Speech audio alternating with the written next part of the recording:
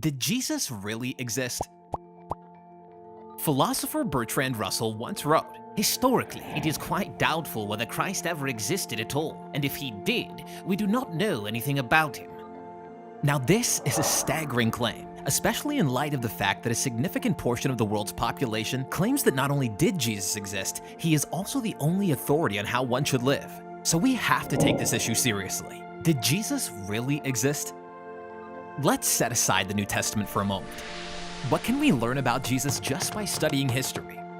As it turns out, the ancient Roman historian Tacitus, who's been referred to as the ancient world's most distinguished historian, records one of the most significant events in Jesus' life. He writes that Jesus was crucified under the Roman governor Pontius Pilate. At the time, history was usually only written about kings and other important people.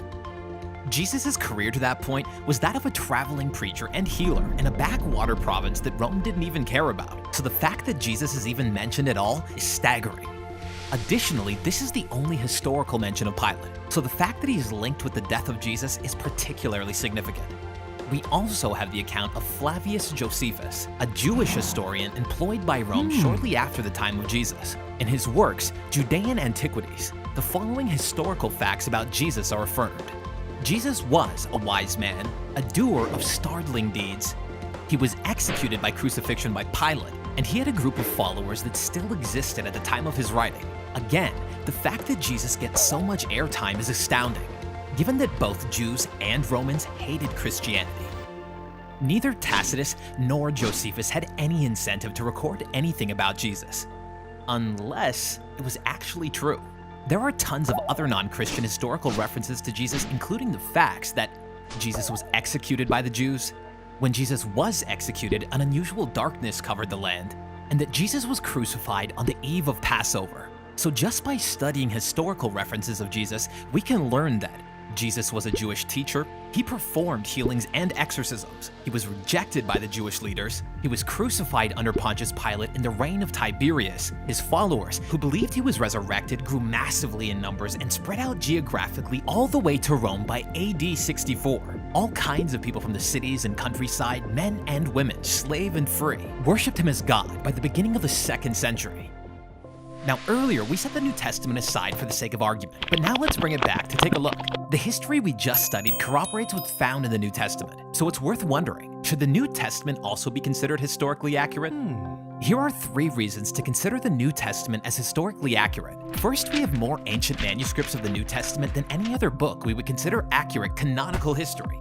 Also, the amount of time that passed when the New Testament was first written and when the first copies were made is a significantly shorter duration than for many other ancient texts. Here's why this matters. The more copies we have, the more confident we can be that we can recreate what the original document said. The shorter the time interval, the less opportunity there is for copying errors. For the sake of comparison, let's look at Tacitus again. We only have 20 copies of what he wrote, and the earliest copies were written 1,000 years after his originals. In contrast, we have over 5,000 New Testament copies, the earliest ones dating within 50 years of the original writings.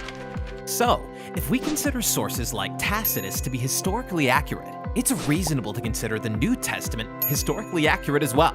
Secondly, the New Testament has repeatedly been proven true where it mentions historical facts. Archaeological discoveries have confirmed many references made in Luke's writings. For example, he correctly refers to Philippian rulers as praetors rather than duumvirs. He correctly places the city of Iconium in Phrygia, not in Lycaonia, as Cicero states. And he correctly identifies the Corinthian proconsul that encounters Paul as Gallio. Therefore, if the New Testament is true in these historical facts, it's reasonable to think it's trustworthy in other regards as well, such as its mentions of Jesus. Thirdly, the New Testament records many incidents that could potentially damage the reputations of early disciples of Jesus. Potentially scandalous or harmful things like Jesus calling Peter Satan, or the fact that the disciples constantly misunderstood who Jesus was and what he was about. There's no reason for this content to be included, unless the authors wanted to record what actually happened. Back to the root topic, Bertrand Russell says there's no evidence that Jesus existed. Historical and biblical record offer evidence that, well, he did. So, did Jesus really exist? If we're going by researched evidence, then it seems pretty clear.